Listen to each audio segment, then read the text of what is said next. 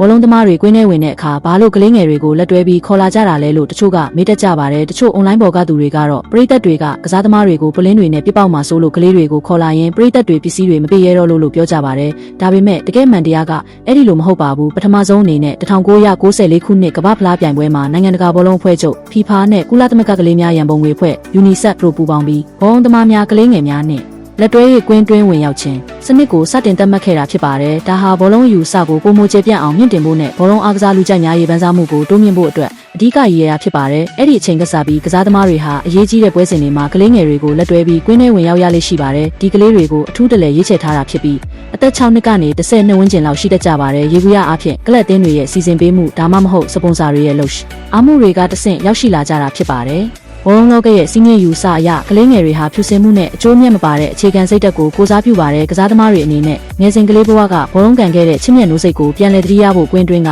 ရန်လိုလားရှိတဲ့အမျိုးသေးတွေကိုဘေးဖယ်ထားဖို့ပြိုင်ဘက်နဲ့တိုင်လူကြီးကိုလေးစားဖို့ဆိုတဲ့အဓိပ္ပာယ်ကိုဆောင်ပါတယ်ဒါအပြင်ဘောလုံးအားကစားဟာအသက်အရွယ်လူမျိုးနဲ့ဆင်းရဲချမ်းသာမခွဲခြားပဲလူတိုင်းအားကစားမှာတန်းတူညီတူပါဝင်ခွင့်ရှိတယ်ဆိုတာကိုလည်းပုံဆောင်နေပါတယ်